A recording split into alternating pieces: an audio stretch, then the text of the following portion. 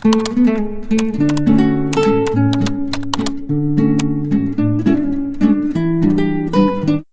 Angelo, tawag ng isang lalaking cleaner ng hotel sa isang katulad niyang cleaner din at may hawak na cart na tulak-tulak na lalagyan ng mga maruruming gamit sa ilang kwarto sa hotel. Siya si Angelo Vergara o mas kilala bilang Jello. Ito ay tawag sa kanya ng ilang mga taong nakakakilala sa kanya. Yan din ang tawag sa kanya ng mga katrabaho niya. Napahinto si Angelo at nilingon ang kanyang katrabaho. O bakit? Tanong niya dito. Pinapasabi ni Catherine na may aalis daw sa room 234, dun sa taas. Pakilinis daw yun, sabi niya. Sagot ng katrabaho niya sabay alis. Napabuntong hininga na lamang si Angelo. Hindi niya alam kung hanggang kailan siya magtitiis sa ganitong trabaho.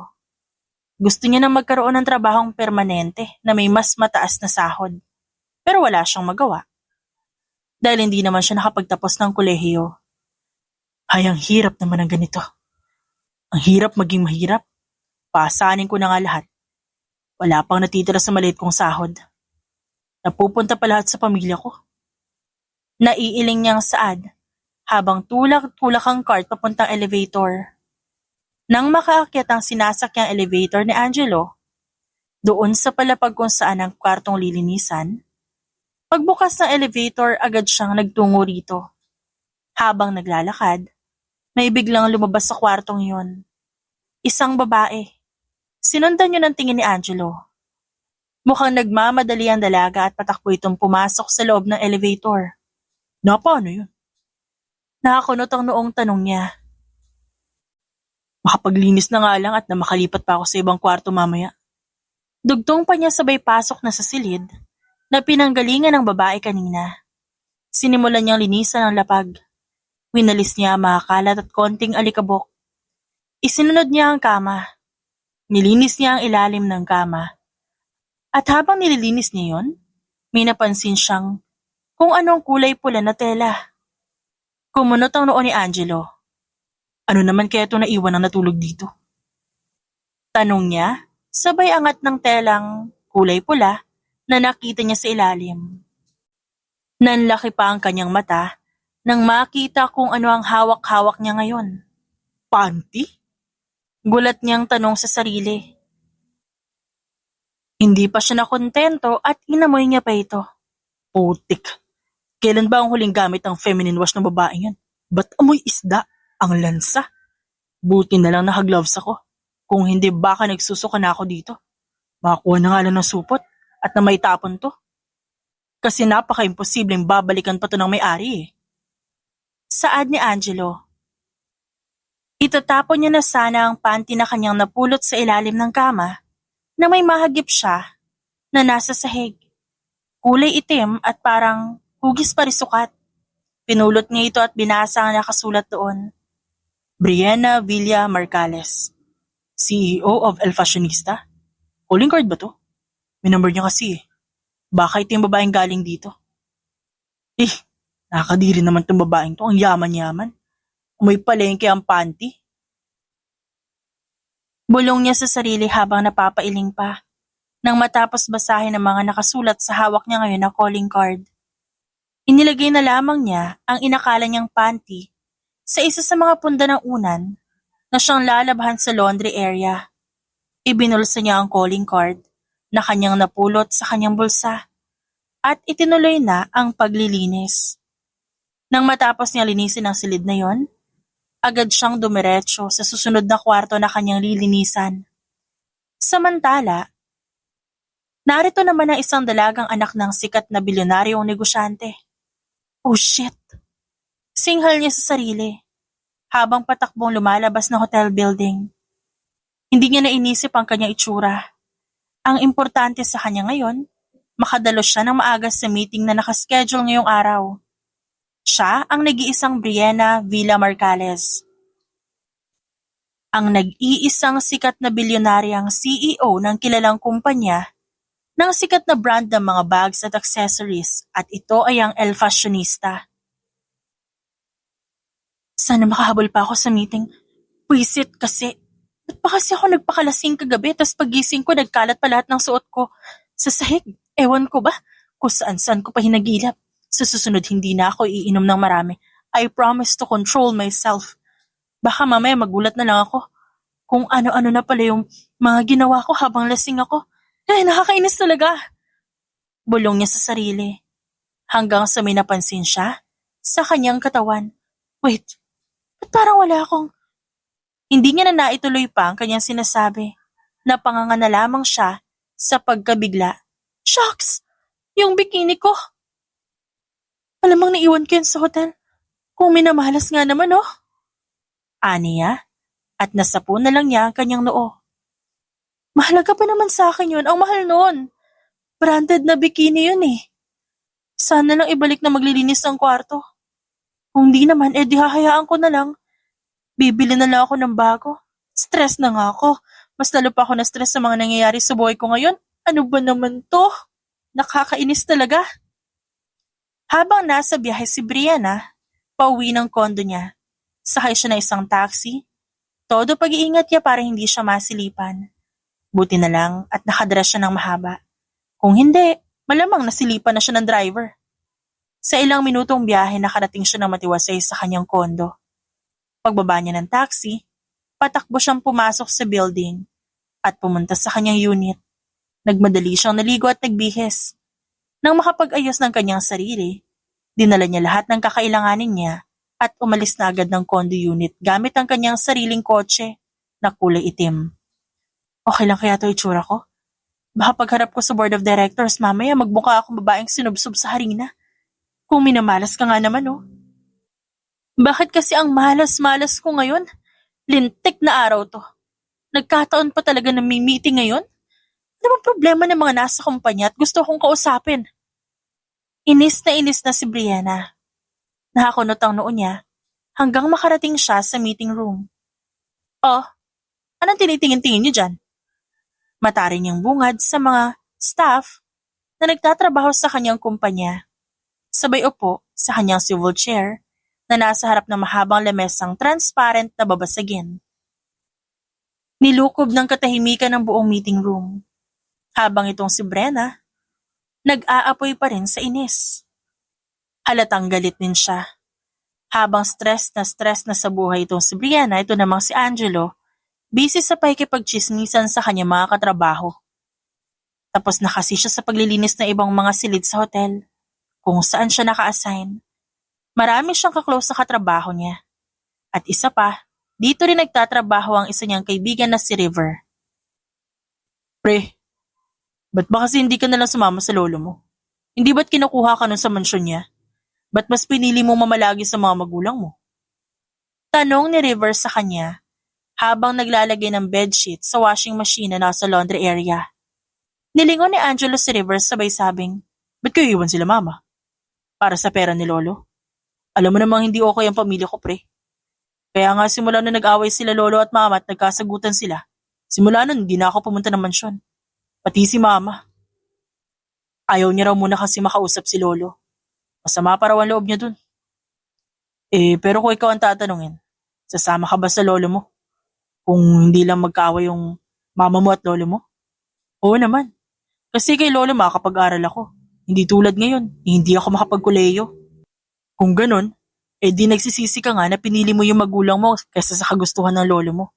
Kung saan mas magiging komportable at magiging malaya ka sa kung anong gusto mo. Hindi naman sa ganun, pre. May mga oras lang na napapaisip ako. Kung okay lang sana kila mama, siguro matagal na ako nakagraduate ng koleyo. Hindi sana ganito yung trabaho ko. Pero okay lang. Hindi naman ako nawawala ng pag-asa na makakaahon kami sa hirap. Nangako kasi ako kay mama na hindi muna ako mag-aasawa hanggat hindi ako nakatapos ng pag-aaral at hindi umangat ang buhay namin mula sa ilalim ng kahirapan. Nakaka-pressure, no? Medyo. Pero hindi ako nawawala ng pag-asa na makakamit ko rin yung gusto ko nang hindi humihingi ng pera kay lolo o ng kahit ano. Pero kung siya mismo magsasabi na pag-aaralin ka at ibibigay lahat ng gusto mo, papayag ka ba? Yun nga, pre, hanggat di sila okay nila mama, mananatili ako sa ganitong sitwasyon. Sagot ni Angelo sabay kibit-balikat. Nasa kalagitnaan ng pag-uusap ang dalawa nang may mapansin si River na kanyang nahawakan na nakaipit sa loob ng punda ng unan. Kumunot ang noon ni River, saka ito pinakita kay Angelo. Pre, heart mo to, di ba? Ba't may ganito? Ano to? Lumingalingas sa paligid si Angelo at natatawang bumulong kay River. Pre, huwag ka maingay ah. Panty kasi nung babaeng kaalis lang yan kanina umaga. Bulong niya at agad ding humiwalay ng konti kay River dahil baka mahuli sila nagkukwentuhan at isumbong pa sila sa higher-ups. Nanlaki ang mga mata ni River at napatakip na lamang siya sa kanyang bibig. Gago, totoo? Di na ako masyado magagulat. May nangyari ng ganito dati. Sa room 364 naman yun. Totoo pre. Yun kasi ang sinabi ni Carl nung napadaan ako sa room na pinanggalingan niya. Nag-restock yata yun ng ilang gamit sa banyo dun sa isang room. Tapos napadaan ako kasi yung kabilang kwarto. Dapat sa second floor yung lilinisan ko. Ikaso pinakit ako sa room 234 kanina. Doon daw muna ako maglinis. Tapos nakita ko yan. Plot twist. Nakita ko rin yung babaeng nakaiwan yan sa room na yun. Natatawang saad ni Angelo. Kinuha niya ang hawak-hawak na punda ng una ni River. Kinuha ang nasa loob at ipinakita ang hawak niya ngayon na isang panty. Putik. Ang lala ni girl ah. Nagmamadali siguro yon kasi baka mahuli ng magulang na nakipag-anuhan dito sa hotel. Yan tuloy, kakamadali niya. Naiwan niya tong bikini niya. Sobrang sarap siguro ng tulog nun kagabi. Sobrang sarap pati pagising nakalimutan niya nang wala na siyang suot na bikini. Natatawang kwento pa ni River. Napailing na lamang si Angelo. Habang natatawa rin dahil sa sinasabi ng kanyang kaibigan. Sira ulo ka talaga pre. Isama mo na sa mga bedsheets yan at nang malabhan na. Na matapos na rin tayo dito. Di pa tayo tapos kasi may ilang rooms pa na kailangan nating linisan. Masyado tayo nag-enjoy dito sa laundry area eh. Baka mamaya, may makita sa atin, magsumbong kay Sir Manansala. Alam mo naman kung paano magalit yung boss natin. Panigurado pupulutin tayo sa kangkungan kapag nagkataon. Teka, itong bikini, anong gagawin mo dito? Gagawin mong panyo? Napasapu na lang sa kanyang noo si Angelo. Yan, kagaguhan ng alam. Hindi ko gagawing panyo yung panty nin, isasauli.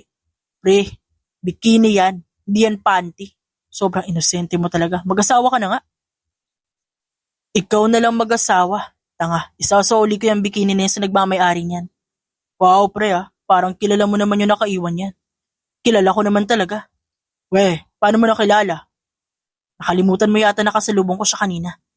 Kakasabi ko lang sa'yo nakalimutan mo na agad. Pero kapag nakahubad yung titignan mo, memorize mo agad bawat sulok ng, Hoy, bastos nito ah. Nagtatanong lang ako paano mo nakilala eh. Kung ano-ano na yung sinasabi mo.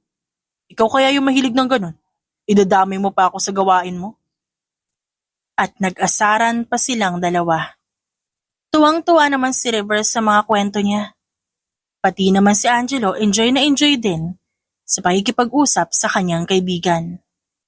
Sus, magtrabaho na lang tayo. Dami mo pang kwento eh. Sige na, matapos na tayo. Sige na nga.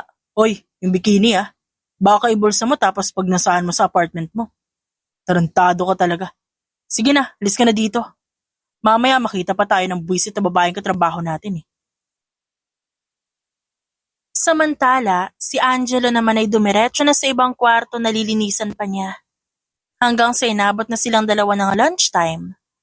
Pero sa wakas, natapos na rin sila. Gumalaw na rin ang ibang staff.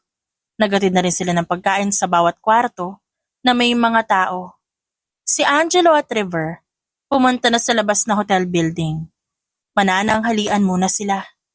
Sa kabilang banda, narito naman si Brianna at may ilang inaasikaso sa kanyang opisina. Nasa kalagitnaan siya ng pagtatrabaho nang biglang tumunog ang kanyang cellphone. Kaya napatingin siya agad dito. Sino na naman tong istorbong to? Naiinis niyang tanong sabay pindot na answer button sa screen ng kanyang cellphone. Hello? This is Brianna Villa Marcales. Anong kailangan nila? Nag-aalangan niyang tanong. Sumagot ang nasa kabilang linya. Hello? Ma'am, good noon ho. I'm Angelo, isang cleaner sa pinasukan niyong hotel kagabi. Sa inyo po ba ito nakita namin bikini sa ilalim ng kama na pinagtulugan niyo kagabi? Tanong ng lalaki mula sa kabilang linya. Nanlaki ang mga mata ni Brianna. Pwede ko ba malaman kung anong kulay ng bikining tinutukoy mo? Sumagot ang nasa kabilang linya. Kulay pula po. At yun nga, nalaman ni Brianna na yun, ang nawawala niyang bikini. Sinendin kasi ng lalaki ang picture ng bikini na tinutukoy ng tumawag. Kaya nalaman ni Brianna na sa kanya yon. Pero ang ipinagtataka niya, kung paano nalaman ng lalaki ang phone number niya. At kung saan ito nakuha ang number niya at ang pangalan niya. Kaya nagtanong siya sa lalaki. Wait, paano mo nalaman ang tungkol sa pangalan ko? At kung bakit parang sigurado ka rin na sa akin yung bikini na sinasabi mo? Tanong niya sa lalaking kausap. Ma'am, may nahulog din po kasi yata kayong calling card. Kaya ako po nalaman na kayo po yung nagmamayari ng bikini na to. Pwede po ba naming malaman kung may balak po kayong kunin tong bikini? Of course, akin yan eh. Malamang kukunin ko yan. Teka, saan lugar tayo magkikita? Mahalaga sa akin yung bikini na hawak nyo. Mahal yan, no? Kayo na po ang bahala, ma'am. O sige, sa isang restaurant na alam ko. Kasi pinsan ko may-ari nun. Tsaka ang gusto ko lang na mabigay sa akin yung talagang nakapulot. Thank you. Wala po yan. Sige po, ma'am. Tsaka nga po pala, next time po, gamit-gamit din kayo ng feminine wash. Medyo may amoy na po kasi eh. Ha? Anong may amoy? Yung bikini ko? How dare you? Sige po, ma'am. Send you na lang po yung location ng sinabi niyong restaurant. Tapos magkita na lang po tayo doon. Salamat po. Sabi ng lalaki sa kabilang linya at doon namatay ang tawag. Napakunot na lamang ang noon ni Brianna. Nang dahil sa sinabi ng lalaking cleaner na nakausap niya. Napakabastos naman nun. Wala namang amoy yung sinuot kong bikini Lasing kasi ako nun at hindi na ako nakapagpalit ng panty. Ako ano iniisip ng lalaking yun Dahil lang sa ganong amoy ng panty ko. Malamang, lahat naman ng private parts may amoy. Baka nga pati yung kanya meron Baka nga mas maasim pa sa mangga. Mga lalaki nga naman talaga, makapag-judge sila. Akala mo babango. Baka nga mas mabaho pa yung kanya kesa sa bugok na itlog. Ewan ko ba? Kakainis! Reklamo na naman niya sa sarili. Habang iniisip pa rin ang sinabi ng cleaner na lalaki. Diyos ko, stress na nga ako sa mga tao sa kumpanya ko. Dadagdag pa yung stress ko sa cleaner na yan. Kung ano-ano pang sinabi, kapal na muka. Hindi naman totoo. Manta talaga sa akin yung lalaki na yan mamaya. Makikita niya kung anong tunay na amoy, nang may amoy at wala. Di siya nag-iingat ng pinagsasabi niya. Tignan natin kung sino sa amin ang may malinis na pangangatawan. Nakangising dagdag niya pa. Napairap na lamang siya sa hangin. At itinuon na lamang ang buong atensyon niya sa pagtatrabaho kesa ang ilaan ang oras sa pag-iisip sa mga alam niyang hindi naman makakatulong sa kanya. Ilang oras din siya nakababad lang sa kanyang laptop at tutok na tutok sa mga papel na nasa ibabaw ng lamesa. Bago siya tuluyang matapos, kinailangan niya munang gawin ang mga yon. Inabot siya na humigit kumulang 7 oras sa pagtatrabaho. Ginabi na rin siya sa kanyang opisina. Oras na para umuwi. Buti na lang nakakotse ako ngayon. Hindi ko na kailangan mamasahe para lang makauwi ng kondo. Nagugutom na ako. Gusto ko nang kumain. Nag-crave pa naman ako sa burger at fries at kanin. Tapos, Coke float. Then may kasamang ice cream. Grabing stress na to. Mukhang ako pa yung mauunang matapos nito kesa sa ginagawa ko. Nasapunan lang niya ang kanyang noo nang maalala niyang may kikitain pala siya ngayon na lalaki. At yun ay ang cleaner na kausap niya kanina. Oo nga pala, muntikan ko na makalimutan sa dami ng iniisip ko. Yung bikini ko, kailangan ko yung makuha. Baka ano pang gawin nila sa mamahalin kong bikini. Inis pa rin si Brianna habang nagmamaneho siya patungong restaurant. Napagkikitaan nila noong nakapulot ng kanyang bikini. Isinandya na ang location kung saan to pupunta. Inabot na ilang minuto ang biyahe niya bago nakarating ng restaurant kung saan sila magkikita ng lalaki. Nang makarating na si Brianna sa restaurant, ipinarki muna niya ang kanyang sasakyan sa isang tabi. Saka siya bumaba ng kotse. Pagkababa niya, agad siyang pumasok sa loob ng restaurant at humanap ng mauupuan. Doon niya hihintayin ng lalaki. O matatagalan pa yun Kasi malamang babiyahe pa siya papunta dito. Makapag-order na nga lang muna na makakain. Total hindi pa naman ako naghahapunan. Nang makapag-order siya ng pagkain, siya namang pagdating ng isang lalaking makisig at may matipunong katawan. Pansin ni Brianna na parang may hinahanap to. Hanggang sa biglang nagring ang kanyang cellphone kaya sinagot niya ito agad. Hello? Panimula ni Brianna sabay tingin sa lalaking dumating. May kausap din ito sa phone. Sumagot ang nasa kabilang linya. Hello ma'am, nasang table po kayo? Kasabay ng pagsasalita ng lalaking tinititigan lang ni Brianna, ganon din ang pagtatapos na magsalita ng lalaki. Kaya hindi na nagatubili na magtanong si Brianna para masiguro na ang lalaking dumating at ang kausap niya ay iisa. Ikaw ba yung naka-black ng hoodie tas matangkad na may malaking katawan? Direktang tanong niya sa kabilang linya, habang titig na titig sa lalaking kararating lang. Hanggang sa makita siya ng lalaki na nakatitig sa kanya ngayon. Agad itong lumapit. Sabay baba nito ng phone. Kasabay din nun ang pagpatay ng tawag sa cellphone ni Brianna. Ma'am, kayo po ba si Miss Margales? Nakangiting tanong ng lalaking lumapit ngayon sa kanya.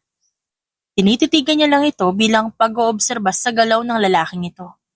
Oo, ako nga yun, bakit? Umupo agad ang lalaki sa upuan sa harapan ni Brianna. Sa wakas, nakita na rin kita, ma'am. Nakangiti nitong saad. So ikaw si Angelo? Yes, ma'am. That's me. So ikaw rin yung nakapulot ng bikini ko? Mahinang tanong ni Brianna. Tumango na lamang si Angelo bilang tugon. Kung gano'n, nasa na yung bikini ko? Lumingalingas sa paligid si Angelo. At nang masiguro niyang walang makakakita ng gagawin niya, dali-dali niyang inilabas mula sa kanyang bulsa ang kulay pulang bikini ni Brianna at palihim na iniabot sa dalaga sa ilalim ng mesa. Nang maiabot ni Angelo ang bikini, bumulong pa siya dito. Naka-fab ko niyan, mama. Para sobrang bango kapag sinuot mo ulit. Nakangiting sabi nito sa kanya. Nang dahil sa sinabi ni Angelo kay Brianna, biglang uminit ang ulo niya. Doon ay otomatikong kumunot ang kanyang noo. Ano sabi mo? Anong gusto mong palabasin? Na naamoy mo talaga yung private part ko? Nagtatagis ang bagang niyang sabi kay Angelo. Nanatiling kalmado ang lalaki. Matuto ka rin kasi maglinis ng buong katawan mo, ma'am. Hindi yung puro trabaho. Buti, walang nakaamoy niya na ibang tao nung nadaanan niyo sila kagabi habang papunta kayo sa hotel. Abaloko to Hindi na napigilan ni Brianna ang kanyang sarili at nasampal niya si Angelo. Hoy, for your information, malinis ako sa katawan. Baka mas madumi ka pa nga Lasing lang ako nun kaya hindi ako nakapagpalit. Buwisit to. Diyan ka na nga. Wala man lang bang thank you dyan? Buti nga sinauli ko pa yung bikini mo May balak pa naman ako itapon sa basurahan yan kanina. Buti na lang. May natitira pa akong awat. Isinauli ko pa sa'yo. Tapos sasampalin mo lang pala ako. Hindi ba't kawalan yun na respeto? Ako ba, nirespeto mo? Palibhasa hindi ka nag-iisip. Malamang, biglaan yung pagpunta ko ng hotel. Plus lasing pa ako nun. Kaya hindi ko na alam ang nangyayari sa paligid ko. Pero hindi pa naman ganong lasing. Medyo lang. But anyway, mauna na ako Thank you ba hanap mo? Pwes, hanapin mo muna yung paki ko. Diyan ka na nga. Panira ka lalo ng mood. Masyado kang judgmental. Kulang ka na naman sa vitamin sa utak. Siguro hindi ka nabilhan ng nanay mo. Palibhasa kasi nangangalawang na yung kukote mo. Ewan ko sa'yo. Hugas-hugas din, mama. Para hindi lagi nangangamoy. Laging tandaan mo yan, mama. Ulit-ulit? Lasing nga ako nun kaya hindi ako nakapagpalit ng undies. Tanga ka ba? Bahala ka na nga lang dyan. I-take out ko na lang yung pagkain ko at na makaalis na ako agad sa restaurant na to. Hindi ako makatagal na makita ko yung pagmumukha mong mukhang gorila. Alam mo, ma'am, chill ka lang. Alam ko ako yung pinaparinggan mo. Buti alam mo, ikaw naman talaga yung sinasabihan ko. Alamang, ako lang naman na inaaway mo ngayon Aba, ang lakas ng loob mong sabihing inaaway kita. Ikaw nga ito napaka-judgmental. Tas ako pa yung lalabas sa atin na masama. Kahit na ang totoo, ikaw naman talaga nag-umpisa. Sino ba mas galit sa atin at pikon? Di ba't ikaw? Pinipikon mo ako You judge me. Wala ka kasing utak. Kung nga walang pang feminine wash. Ang yaman-yaman mo kung umasta. Nakakadiri ka naman down there. The nerve, ha? Ilang beses ko bang sasabihin sa'yo at ipapaliwanag na lasing nga ako nun? Patuloy lang sa pagpapalitan ng salita ang dalawa hanggang sa napansin nila na sila na ang pinagmamasan ng mga tao. Teka, ano nangyayari dito? Tanong ng may-ari na si Tita Lucita, ang tiyahin ni Brianna. Kinuha na ni Brianna ang opportunity na makapagsumbong sa kanyang tiyahin. Tita, ito po kasing gagong to eh. To si Angelo. Ani Brianna sabay turo kay Angelo. Bakit pamangkin? Ano ba ginagawa ng boyfriend mo sa'yo? Inaaway ka ba? Nanlaki ang mata ni Brianna at Angelo dahil sa narinig nila mula kay Tita Lucita. Sabay na umiling ang dalawa. Hindi ho kami no. Wala pong kami. Todo dinay naman sila sa sinabi ng tita ni Brianna. Suswag yun nang ipagkaila. Ganyan na ganyan din ako nung first time ko ma-in-love. Todo dinay din ako. Pero ang ending naging kami rin ng tito nitong si Brianna. Napasapo na lamang sa noo ang dalawa. Mukhang hindi nila mapapaniwala ang tiyahe ni Brianna na walang namamagitan sa kanilang dalawa. Ng lalaki. Ilang sandali lang ang nakalipas natapos na rin i-prepare ng mga staff lahat ng in-order ni Brianna.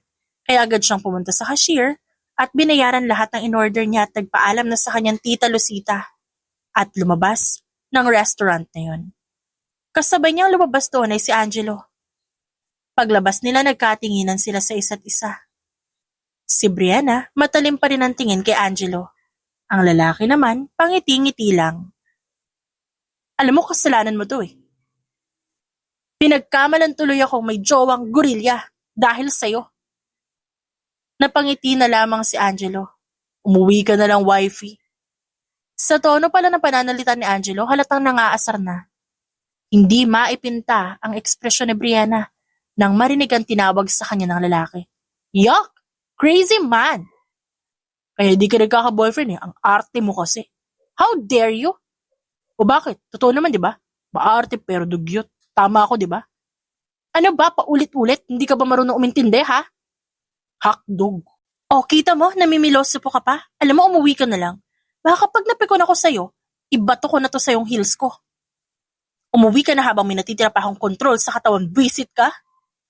Muling tumawa ang lalaki. Chill, ang init na ulo mo sa akin. Nagsasabi lang naman ako ng, shut up, gorilya. Bumalik ka na nga sa zona pinanggalingan mo. Pakalat-kalat ka dito eh. Di ka ba naawa sa sarili mo?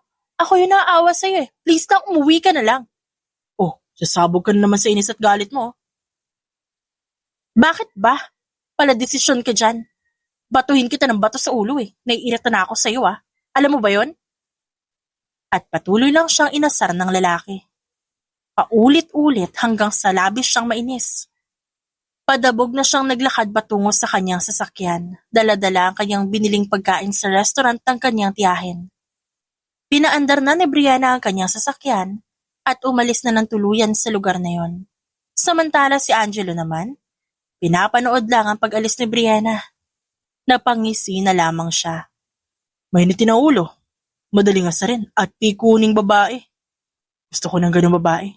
Tapos, loyal na loyal sa akin. Kaso mo kami karelasyon na yung babae yun eh. Di bali na lang. Marami pa namang iba dyan na kasing ugali niya. Ang problema ko lang kasi ngayon ay pera. At saka sa kanyang pag-girlfriend. Wala pa yan sa bokabularyo ko. Masyado pa maaga para dyan. Aniya sa sarili sabay alis na rin ang restaurant na yun. Bumiyahe na siya pabalik ng kanyang apartment na tinutuluyan na malapit lang sa pinagtatrabahuhan niyang hotel. Dahil maaga pa, nakita niya nagkakape sa may balkonahe ng apartment si River. Nasa kabilang building kasi si River at katapat ng kwarto na pinagtutuluyan niya ay ang apartment ni Angelo. Kaya kitang-kita ni Angelo ang halos lahat ng galaw ni River sa araw-araw. Hoy damulag! Tawag niya sa kaibigan. Si River naman napalingon na lamang sa kanya nang marinig dito ang boses niya. Paglingon ni River, nakita niya si Angelo na natatawa dahil sa trip niya sa buhay. Napapailing naman si River at natatawang pumasok sa kanyang apartment. Inilapag nito ang gamit na bag at pumasok na sa silid. Ibinagsak niya ang katawan sa kama. At doon tumitig siya sa kisame. Nakakapagod naman. Nagugutom na rin ako. Maka-order na nga muna na makakain. Kailangan ko pa naman magtipid ngayon. Napakamahal ng bilihin. Baka ko lang ito ipapadala kong pera kay mama kapag naging gastador ako. Aniya sabay upo ng kama at kinuha ang kanyang cellphone sa kanyang bulsa. Nang sa gayon ay maka-order na siya na makakain na panghapunan. Habang nagtitipa siya sa kanyang cellphone, bigla itong tumunog at nag-flash sa screen ang tawag mula kay River na nasa kabilang apartment. O problema mo? Chill ka lang, Angelo. May pinapasabi yung lolo mo. Si lolo? Bakit daw? Kailangan mo raw pumunta na opisina niyo bukas. May gusto lang daw siyang linawin sa'yo. Para sa naman daw? Kailangan ka raw niya makausap ng personal. Tinatanong ka nga niya sa akin kung nasan ka eh. Oh, sinabi mo naman. Hindi oh. Ang sinabi ko sa lolo mo, wala ka sa apartment mo. At magkaiba na tayo ng trabaho. Ay nako, kilala ko yung matandang yun. Hindi siya ganun kadaling mauto. Matalino siyang tao. At alam niya nagsisinungaling ka. Kasi alam niya sinabi ko sa'yo na huwag mo ipaalam sa kanya kung nasan ako. So ibig mo sabihin alam niya kung saan ka nagtatrabaho ngayon? Oo. Minsan niya nga akong pinuntahan doon. Pinipilit niya ako sumama sa kanya.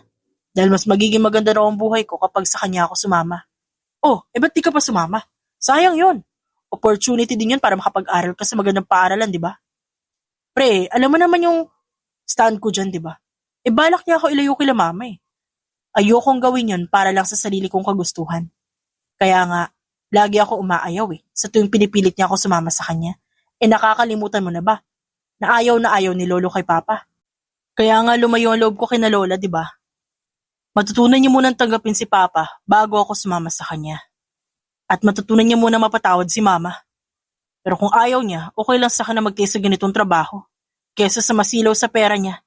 At ang kapalit noon pagkawalay sa mga magulang ko. Sabagay, pero sana lang di ba magkaayos na yung pamilya niyo? Para na rin gumanda na yung buhay mo. At sana mapatawad na ng lolo mo yung mama mo. Nagmahal lang naman yung mama mo eh. At saka nasa tamang edad na nun si tita. Hindi naman habang buhay. Dapat nilang kontrolin ang buhay ng anak nila. May sariling pag-iisip din yung mama mo. Hindi na siya bata para ituro sa kanya ang tama at mali.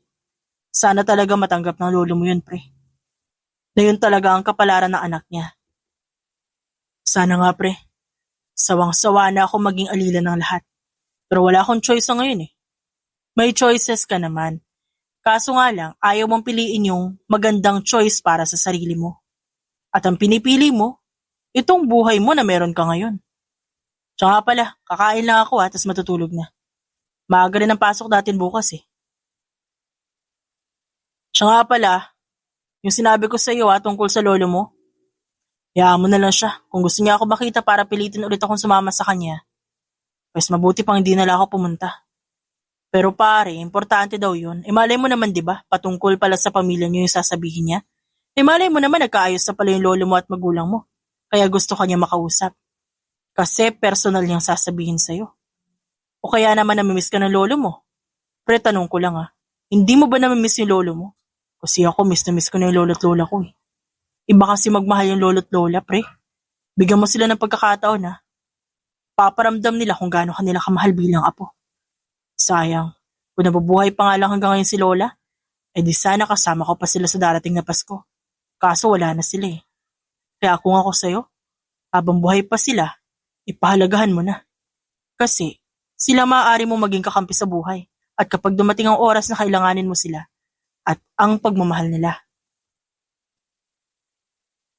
Tumangutang-una lamang siya sa kanyang kaibigang si River. Sa ako naiisipin yan. Sa ngayon bills muna iisipin ko kasi baka mag-overdue.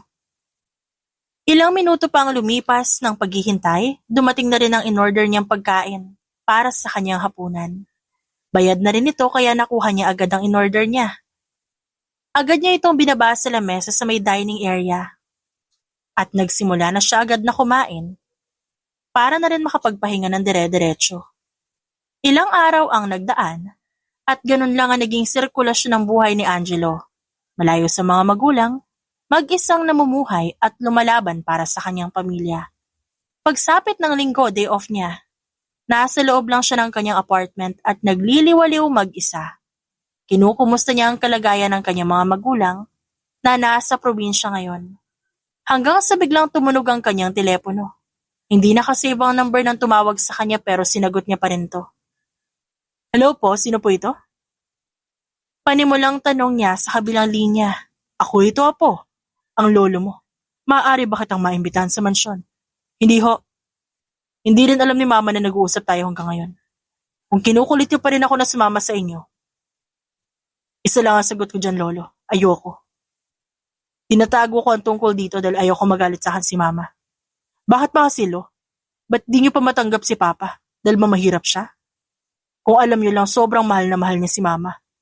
Sana nakita niyo yun bago niyo pinalayo si mama sa inyo. Apo, noon yun. Maayos na kami ng mama mo ngayon. Kaya nga gusto kitang imbitahin dito sa mansyon. Dahil gustong gusto na kitang makita at mayakap. Kayo ng mama mo, miss na miss ko na kayo.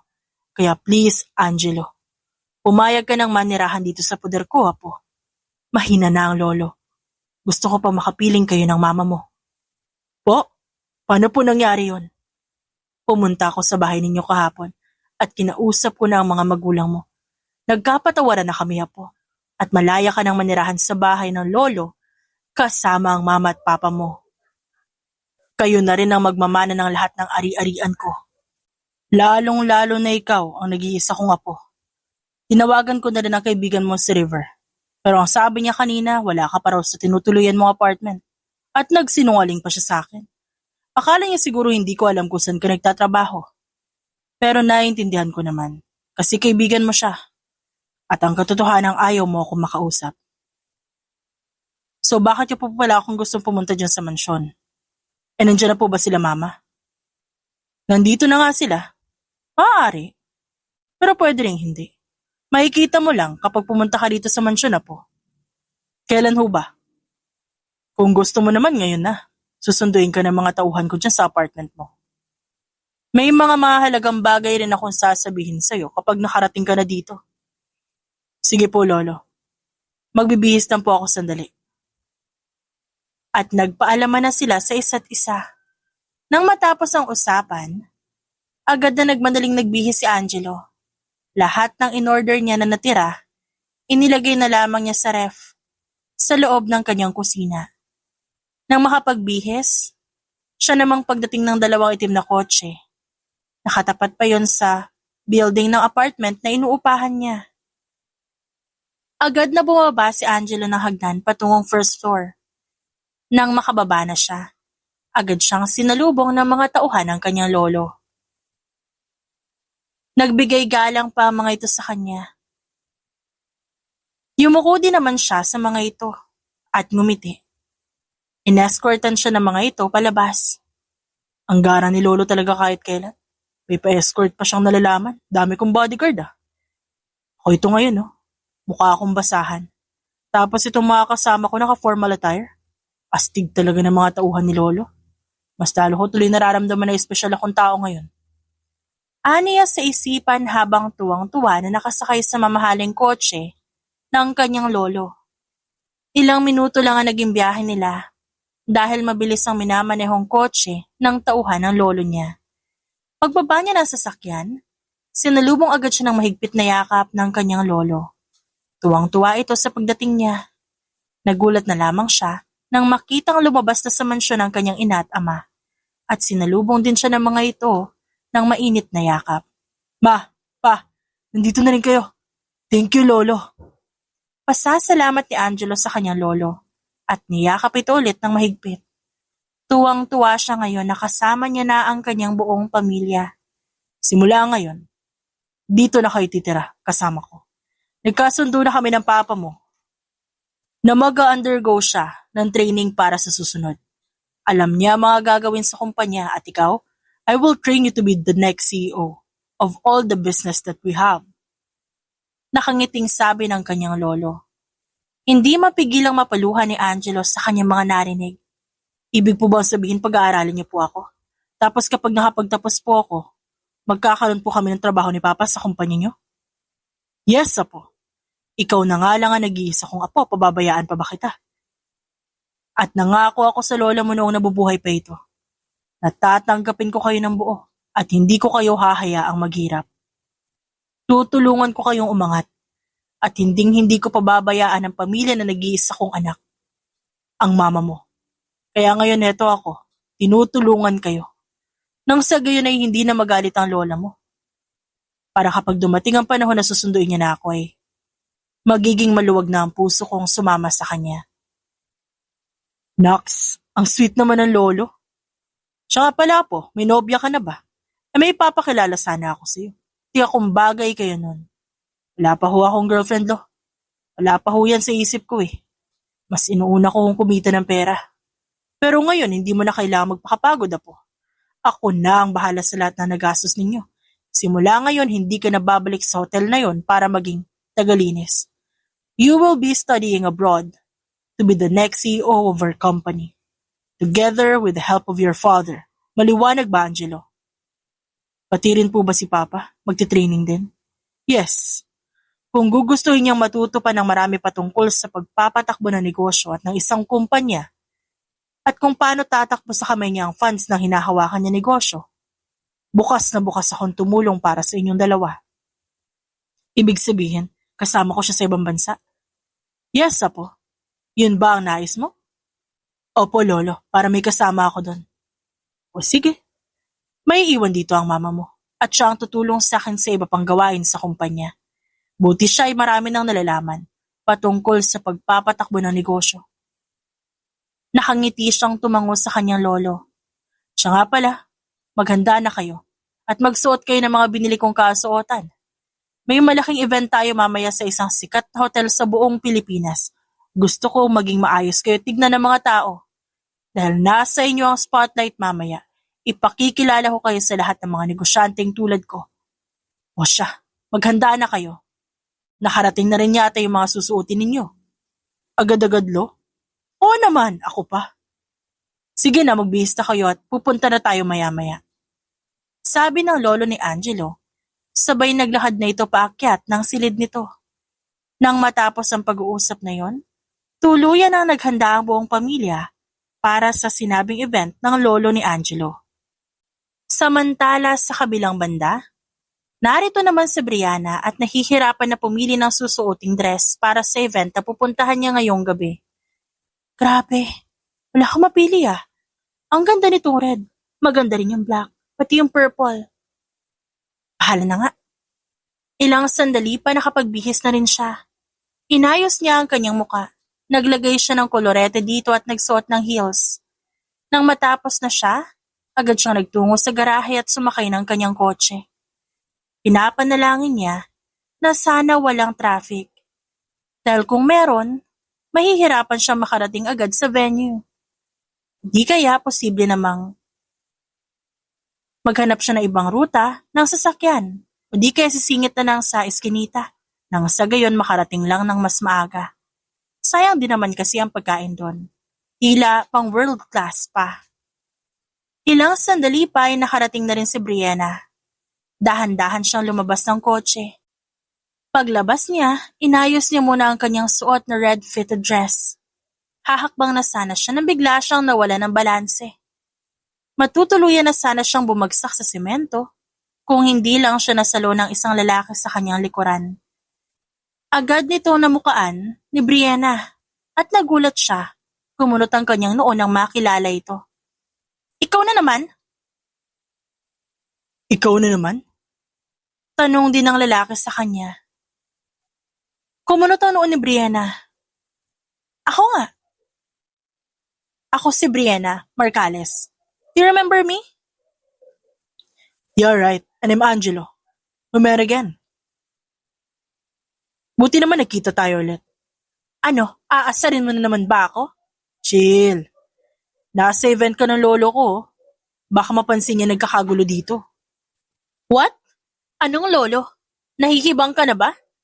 Paano ka naman naging apo ni Mr. Tan? Isa ka lang namang cleaner sa hotel. Alam mo, you don't deserve to be respected. Dahil ikaw, you still didn't earn that simple thing. Stay humble, Miss Marcales. Hindi porke nasa itaas ka, mananatili ka na lang dyan palagi. Ipapaalala ko nga pala sa'yo. Ako na pala ang susunod na makakalaban mo sa negosyo. So keep up the good work. Good luck. Nakangising sabi ni Angelo sa harap ni Brianna. Sabay nagpamulsa. Nilampasan na rin ni Angelo sa Brianna matapos ang kanilang pag-uusap dalawa. Naiwang gulat at naiinis si Brianna sa kinatatayuan niya. Habang paulit-ulit sa kanyang isipan, ang mga salitang binitiwan ni Angelo sa kanya. Hindi niya ako pwedeng banggain. Hindi niya kailangang binabangga niya, no? Buwisit talaga siya sa buhay ko. Singhal na sad ni Brianna. Padabog na nagtungo sa loob ng venue. Pagpasok niya sa loob, nakita niya si Angelo, nakasama ang buong pamilya nito, at ang tinatawag ni Brianna na si Mr. Tan.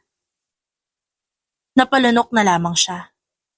Totoo pala ang lahat ng sinasabi sa kanya ni Angelo, na ito pala ang nag-iisang apo ni Mr. Tan. Apo talaga siya ng isang bilyonaryong negosyante? What the hell? At habang nakatitig siya sa buong pamilya ni Angelo, napagawi naman ang tingin ni Angelo sa kanya at ngumiti ito. Nakaramdam ng hiya si Brianna, kaya lumabas na lang siya sa mismong event. Nakita siya ni Angelo kaya sinundan niya ito. Napansin ni Brianna na parang may sumusunod sa kanya, kaya napahinto siya at lumingon sa kanyang likuran. Nakita niya roon ang binata. Ano bang problema mo at sinusundan mo ko? Naiinis niyang tanong kay Angelo. Pero hindi ito sinagot ng binata. Saan ka pupunta? Ayaw mo na ba sa event ni Lolo? Nagtatakang tanong ni Angelo at nagpamulsa. Napatitig na lamang si Brianna sa lalaki. Nakakaramdam siya ng pag-iinit na mukha niya. Sabay sabing, huwag kang gumanyan. Feeling ko kasi nagpapapogi ka sa akin eh. Aniya sabay irap sa lalaki. Napangiti na lamang ng bahagya si Angelo. O bakit? Nagugwapuhan ka ba sa akin kasi naka-formal attire ako? Tanong ni Angelo. Sabay bahagyang inilapit ang mukha niya sa mukha ni Brianna. Umiwas ng tingin si Brianna. Nahihiya kasi ako sa'yo. Hindi kasi ako makapaniwala na ikaw yung nag-iisang apo ni Mr. Tan. Na siyang lagi niya binabanggit sa tuwing nagkukwentuhan kami. Sorry ginudge kita. At sorry din kung minaliit ko yung dati mong trabaho. Sorry kung... That's fine. Alam ko naman na bigla ka din. Maraming nabigla. Lalo na yung ibang katrabaho ko sa hotel. Nagulat sila na malaman nila. Panay nga ang text at chat sa akin. Kung pwede ko daw ba sila ilibre. Siyempre umuuna lang ako. Kasi naging mabait naman sila sa akin. Kaya naiintindihan ko yung reaction mo. Tsaka isa pa, alam kong naiinis ka pa rin sa akin dahil sa mga sinabi ko sa'yo. Ngayon ko lang napagtanto na nakasakit pala ako ng tao. At nasaktan kita. Pero nasaktan mo rin ako. Kaya patas lang tayo, okay? Ano, friends na ba tayo niyan? Pwede. Pwede rin naman more than friends. More than friends. Pwede naman eh. I mean, try lang natin kung mag-work. Since never pa naman ako nakaranas na may kadate. Ano? Ano ibig mo sabihin? Try lang natin. You know, magiging girlfriend kita. Tas boyfriend mo naman ako. Try lang natin kung mag-work. Gusto ko kasi ma-experience kung paano magmahal. Kung anong pakiramdam nun, gusto ko matutunan yun. Pero bakit sa akin pa? Kung gusto mo lang i-try, bakit sa akin? Alam mo naman sobrang busy kong tao, di ba? Attracted din kasi ako sa mga workaholic na tao. Tapos ikaw lang din yung kilala kong babae na ganun katapang. Kaya humahanga ako sa'yo. Actually, first time ko magka-crush sa isang babae. Bakit? Sa lalaki ka ba humahanga dati? Baliw, hindi. Ngayon lang ako humanga, yun ang ibig kong sabihin. Sa'yo lang ako nagkagusto. Wow, napaka-loyal mo naman kung ganun. So wala ka pang nagiging girlfriend? Or wala ka man lang ba naging girl best friend? Kasi ako silosa akong tao. Kapag natutunan ko mahalin yung tao na papasok sa buhay ko, dapat kahit anong mangyari sa akin, nasa akin pa rin yung atensyon ng lalaking magiging karelasyon ko. Ayoko nang may kahati. Wala ako naging ex. At mas lalong wala ako naging girl best friend. Kaya wala kang dapat ikabahala. Mahilig ka pala makipag-communicate sa mga babae? Hindi rin. Saka lang kasi ako sasagot kapag may tinanong sa akin. Tapos maarte daw ako. Masagi lang kasi nila yung balat ko, pinapaliw ko sila. Sa totoo niyan, maarte talaga akong tao. Ayoko na mabaho, ayoko na madumi. Gusto ko sa isang tao yung malinis. Oh, Kalma ka lang, Mr. Angelo. Baka hinahanap ka na ng lolo mo sa loob. Oo nga no. Tara na. Mamaya na ako, magpapahangin lang ako. Napangiti na lang si Angelo nang tumango si Brianna. Okay, babe. Kumunot ang noon ng babae. Babe, yan na magiging endearment natin. Hindi maiwasan ni Brianna na mapangiti. Sa hindi malamang dahilan, pakiramdam niya para siyang teenager na kinikilig. Huwag mo na itago, nakita ko kinikilig ka. Hindi no, pero patuloy siyang inasar ni Angelo. Unti-unting lumapit ang lalaki kay Brianna. Hinawakan siya sa magkabilang kamay, pagkatapos dumukwang para halikan siya sa pisngi. Nagulat ang babae. Pero imbes na hayaang makalayo si Angelo, hinawakan niya ito sa magkabilang pisngi at biglang hinalikan sa labi. O ayan, ngayon may first kiss ka na, okay? Wala ka nang kawala, Mr. Angelo. Bawal ka na mahalikan ng iba. Nagulat naman si Angelo sa ginawa ni Brianna. Maya-maya ngumiti naman siya. Pwedeng isa pa? Ang sarap kasi ng halik mo eh. I mean, masarap sa pakiramdam na mahalikan ng babaeng hinahangaan mo. Ganito pala yung pakiramdam. Ang sabihin mo na aadi ka lang sa kiss ko, mamaya na lang babe, pumasok na muna tayo sa loob. Baka kanina ka pa hinahanap doon ng lolo mo. Maraming ikinwento sa kanya si Angelo patungkol sa pagkakagusto sa kanya nito. Sa susunod, ikukwento ko sa iyo ang lahat. Kung paano ako napadpad sa hotel na yun bilang cleaner. At kung ano pa yung naghihintay sa kanya yung kasama na namin si lolo. Brianna, okay lang bang ligawan kita? Babe? Bakit hindi? Actually, kahit hindi mo na ako ligawan, alam mo na yung magiging sagot ko. Pero gusto ko makilala ka pa ng lubos. Ayoko madaliin lang ito magiging relasyon natin. Gusto ko habang tumatagal nakikilala kita. Araw-araw kitang liligawan, kahit na alam ko ang magiging sagot mo. Ikaw ang bahala. Walang problema. Ngayon ko lang kasi naranasan magka-girlfriend, kaya sisikapin ko maging mabuting boyfriend sa'yo. Ngayon ko lang din naranasang magmahal, kaya sana itong first time na experience ko, ito na rin na maging last. Oo naman, busy lang ako palagi pero loyal akong girlfriend. Bakit? May nag-ex ka na ba? So sobrang busy ko sa trabaho, hindi ko na inisip na magka-boyfriend. So ako rin ang first kiss mo. Oo, ikaw lang naman eh. Wala naman akong lalaking hinalikan na iba maliban sa'yo. Nang dahil sa narinig ni Angelo, naramdaman niya ang pag-iinit ng kanyang pisngi sa hindi malamang dahilan. Alam mo, itigil mo na nga yung pagkukwento mo, kinikilig na ako eh. Baka maniwala na ako sa inyan. Ba't di mo subukan maniwala, babe? Wala namang mawawala eh. Tsaka kailangan mong maniwala, kasi sooner or later, magiging magkasama na tayo habang buhay. Aba malay ko ba kung niloloko mo lang ako? Tapos syempre maniniwala ako sa'yo kasi nililigawan kita. Napabuntong hininga na lamang si Brianna dahil sa hakyutan na dala ng manliligaw niyang si Angelo na boyfriend niya na rin naman. Ang cute mo masyado mag-sorry, babe. Lalo na kapag nagpapout ka. Parang isang sorry mo lang makukuha mo na ulit yung loob ko eh. Just know you're a total package. Parang madali mo ata makukuha yung matamis kong oo. Kahit ang totoo, mag-girlfriend naman na talaga tayo at boyfriend. Napangiti na lamang ng napakatamis si Angelo. Dahil masaya siya sa kanyang narinig mula sa babaeng kanyang mahal na si Brianna. Ang nag-iisang taong naging kahinaan niya ng sobra-sobra. Ang nag-iisang babaeng kayang iparamdam sa kanya ang mga bagay at pakiramdam na hindi niya naramdaman dati. Nagkwentuhan pa sila. Pagkatapos ay inasikaso na nila ang kanilang mga sarili. At nang matapos ang kanilang pag-uusap, nakangiti silang sabay na pumasok sa venue. Pagpasok nilang dalawa, napalingon sa kanilang lahat ng tao roon. Pati na rin ang lolo ni Angelo, napatingin na rin sa kanilang dalawa. Pagkatapos ng event, kinuha agad ni Angelo ang atensyon ng buo niyang pamilya para ipakilala si Brianna bilang kanyang nililigawan. Lolo, si Brianna nga po pala. Siya po yung nililigawan ko. She is my future girlfriend. Pagpapakilala ni Angelo kay Brianna sa kanyang lolo. Nak, ganda ng mapapangasawa mo ah.